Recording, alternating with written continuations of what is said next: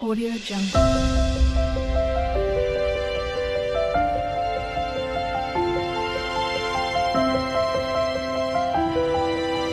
Audio Jungle.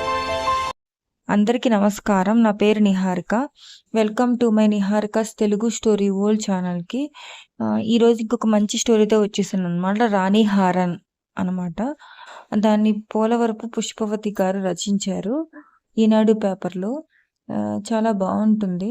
ఇంకెందుకు ఆలస్యం, కథలోకి వెళ్ళిపోయే ముందు ప్రీవియస్గా 2 వీడియోస్ పెట్టాను. ఆ 2 వీడియోస్ కూడా చాలా బాగున్నాయి, చూడకపోతే చూసేసేయండి. అత్త కోడలియం, ఇంకొకటి అప్పుడు నేను ఇప్పుడు దీప్తి రేపు కృతి చంపేస్తారా. ఈ 2 స్టోరీస్ చాలా బాగున్నాయి, చూసేసేయండి. మీరు గనక నా వీడియోస్ నచ్చినట్టయితే please like, share, comment and subscribe my channel. ఇంకెందుకు ఆలస్యం, వీడియోలోకి వెళ్ళిపోదాము. విజయ మనసంతా అతలాకుతలంగా ఉంది. పరిపిరి విధాలుగా నచ్చ చెప్పే ప్రయత్నం చేసినప్పటికీ మనసు మాత్రం దగదగా మెరిసే ఆ రాణి హారం చుట్టే తిరుగుతూ ఉంది. అంత అందమైన హారం వేసుకున్న భాను ఎంత అదృష్టవంతురాలో అని వాపోతుంది మనస్సు. ఉదయం తను అత్తగారి కోసం మందులు తేవడానికి మందుల షాపుకు వెళ్తుంటే అప్పుడే వచ్చింది దగదగా మెరుస్తూ కొత్త స్విఫ్ట్ కారు. ఆ కారులో నుంచి దిగి వస్తున్న భానుని చూసి విజయ కళ్ళు ఒక్కసారిగా మెరిశాయి. ముఖ్యంగా భాను మెడలో ఉన్న హారం పైనే కళ్ళు అతుక్కుపోయాయి. విజయ, భాను చిన్ననాటి స్నేహితులు. ఒకే తరగతిలో చదువుకునేవారు. విజయ ఎప్పుడూ క్లాస్ ఫస్ట్గా నిలిచేది. భాను ఏదో అత్యవసర మార్కులతో పాస్ అవుతూ ఉండేది. పై చదువులు చదివాక ఇద్దరూ ఉద్యోగాల్లో చేరారు. కానీ పెళ్ళైన తర్వాత విజయ ఉద్యోగంలో కొనసాగలేకపోయింది. విజయ ఒక సగటు గృహిణి. భర్త తెచ్చే సంపాదనతో గుట్టుగా సంసారం నడిపే మంచి భార్య. అత్తామామలకు సేవ చేస్తూ భర్త పిల్లలతో సంతోషంగా గడపటంలో సిద్ధహస్తురాలు. అసంతృప్తి, అత్యాశ అంటే తెలియని ఉత్తమురాలు. కానీ ఎప్పుడో విడిపోయిన తన చిన్ననాటి స్నేహితురాలి వైభవాన్ని చూసి విజయ మనసు కలత చెందింది. ఇద్దరు స్నేహితురాళ్ళు కాసేపు మాట్లాడుకొని మళ్ళీ కలుద్దాం అనే వాగ్దానంతో ఎవరి ఇళ్లకు వాళ్ళు వెళ్ళిపోయారు. తను భానుకి ఏ విషయంలోనూ తీసిపోదు. అందం, చదువు అన్నింటా ఒక మెట్టు పైనే ఉంటుంది. అయినప్పటికీ ఈరోజు భానుకి ఉన్న హోదా తనకు లేదేమో అని మనసు చివుక్కుమనింది.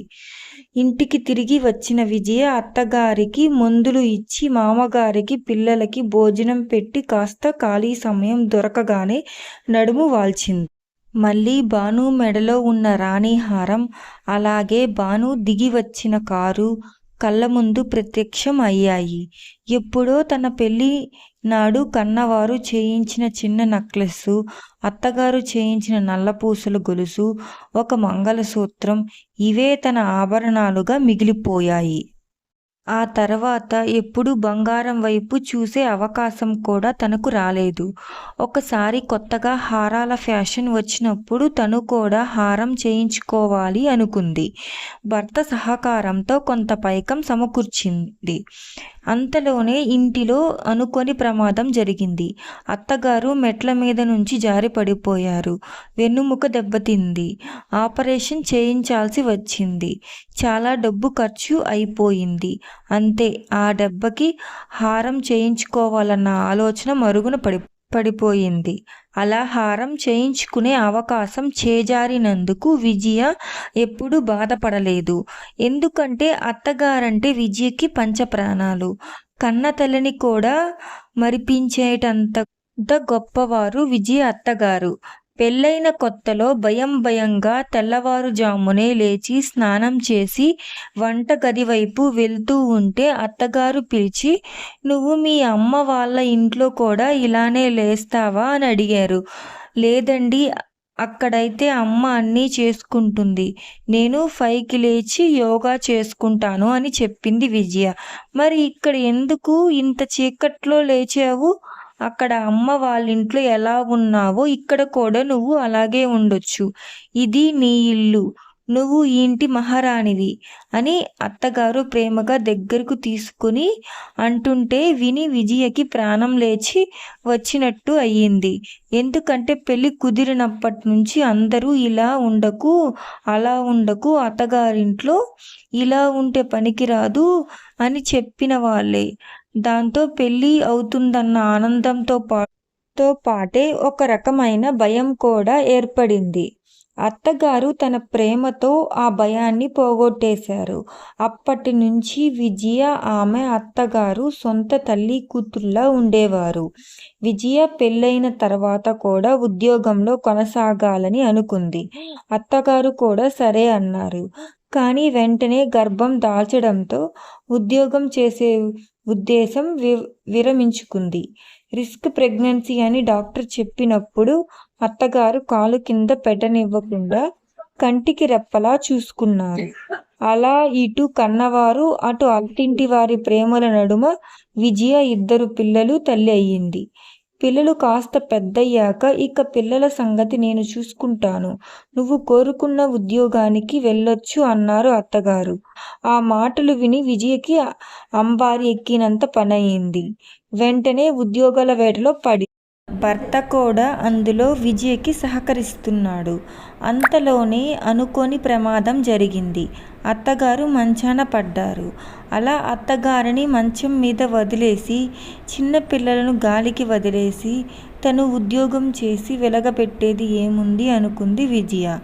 పరిస్థితులు అనుకూలిస్తే ఉద్యోగం ఎప్పుడైనా చేయొచ్చు కానీ ఉద్యోగం చేయాలన్న తన సరదా కోసం స్వర్గం లాంటి తన ఇంటిని అస్తవ్యస్తం చేయడం ఇష్టం లేక ఉద్యోగం చేసే ఆలోచన మరోసారి విరమించుకుంది.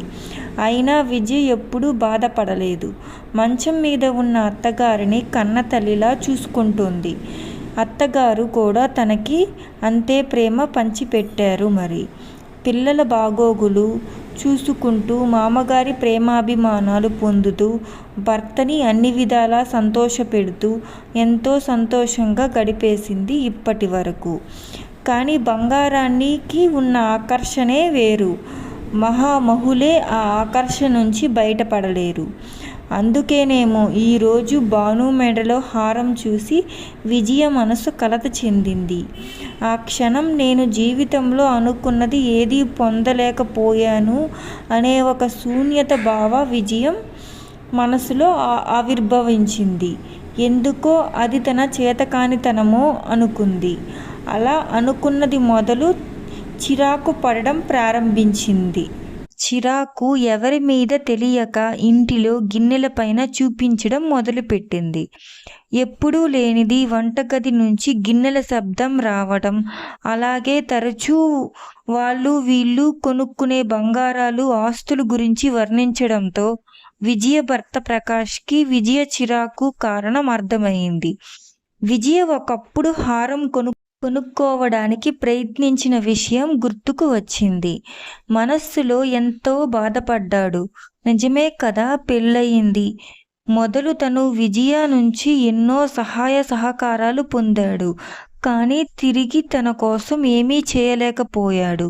అందుకే ఈసారి ఎలాగైనా దసరాకి ప్రొవిడెంట్ ఫండ్లోని పెట్టి విజయకు తన కోరుకున్న హారం చేయించాలని గట్టిగా నిర్ణయించుకున్నాడు.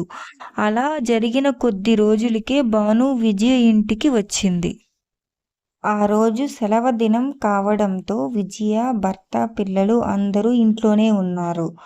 విజయ అత్తగారు విజయ తనకు చేసే సేవలకు భానుతో చెబుతూ విజయ లేకుంటే తాను ఈ రోజే ప్రాణాలతో ఉండేదాన్ని కాదంటూ కంటతడి పెట్టుకున్నారు. మామగారైతే విజయ గొప్పతనం గురించి పదే పదే చెబుతూ విజయ మా ఇంటి ఇళ్ళవేల్పు అని కొనియాడారు. భర్త పిల్లలు కూడా విజయ చుట్టూ తిరుగుతూ విజయ లేకపోతే వాళ్ళ అస్తిత్వం లేదు అన్నట్టు ప్రవర్తించారు. అది చూసిన భానుకి అసూయగా అనిపించింది. మధ్యాహ్నం భోజనాలయ్యాక అందరూ కాస్త విశ్రాంతి తీసుకుంటున్నారు. విజయకి భానుకి కాస్త ఏకాంతం లభించింది. ఇద్దరూ పైన గదిలోకి వెళ్ళి చిన్ననాటి విషయాలు ముచ్చటించుకుంటున్నారు. అప్పుడు విజయ భానుతో నీ లైఫ్ సక్సెస్ అయ్యింది, మంచి ఉద్యోగం చేసుకుంటున్నావు. కానీ నా చదువు వృధాగా మూలపడిపోయింది. నేను కూడా నీలాగే ఉద్యోగం చెయ్యాలి అనుకున్నాను. కానీ పరిస్థితులు నాకు అనుకూలించలేదు అంది బాధపడుతూ. ఆ మాటలు విన్న భాను ముఖంలో ఎన్నో రంగులు మారాయి. కాసేపు మౌనంగా ఉండి అదేంటి విజయ, నీ చదువు వృధా అయిందని ఎలా అనుకుంటున్నావు? ముమ్మాటికి కాదు. చదువు మనకి సరైన నడవడికతో పాటు సరైన సమయంలో సరైన నిర్ణయాలు తీసుకోవడంలో కూడా నేర్పిస్తుంది. నువ్వు నీ సంసారం పట్ల సరైన నిర్ణయాలు తీసుకున్నావు. నిన్ను అభిమానించే వాళ్ళని నీ జీవితంలో మొదటి స్థానంలో ఉంచావు. అందుకే వాళ్ళ హృదయాలలో మహారాణిగా నిలిచావు. అదే గనక చేయకుంటే నువ్వు కూడా నాలాగే ఒంటరిగా మిగిలిపోయి ఉండేదానివి అంది. కొంత మౌనం తర్వాత, పెళ్ళైన కొత్తలో మా వారు బెంగళూరులో, నేను వైజాగ్లో జాబ్ చేసేవాళ్ళం. మా వారు నన్ను వైజాగ్లో జాబ్ మానేసి బెంగళూరుకి వచ్చేయమన్నారు. అక్కడ మరో జాబ్ చేసుకోవచ్చని కూడా అన్నారు. ఆయన చదువుకి ఇక్కడ సరైన జాబులు దొరకవు కాబట్టి నన్నే బెంగళూరుకి వచ్చేయమన్నారు. కానీ నేను ససేమిరా ఒప్పుకోలేదు. నా ఈగో అడ్డుపడింది.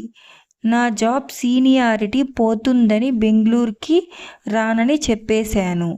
అలా వైజాగ్లో నేను, బెంగళూరులో మా వారు చాలా కాలం ఉండిపోయాం. వైజాగ్ సొంత ఊరు కనుక అత్తగారు, మామగారు నాతోనే ఉండేవారు. అత్తగారికి కీళ్ళవాతం, నడవటానికి చాలా బాధపడేవారు. అయినా ఎలాగోలాగా పాపం పనులు చేసుకునేవారు. మామగారు కూడా ఆస్మాతో బాధపడేవారు. నేను ఆఫీసు నుంచి వచ్చేసరికి వారిద్దరి అవస్థ చూసి నాకు చిరాకు అనిపించేది. వాళ్ళని జాగ్రత్తగా చూసుకోవాల్సింది పోయి వాళ్ళని విడిచిపెట్టి నేను హాస్టల్కి వెళ్ళిపోతానని మా వారితో చెప్పాను. అలా చేస్తే ఊరిలో జనాలు రకరకాలుగా మాట్లాడతారని, నన్ను ఆడిపోసుకుంటారని.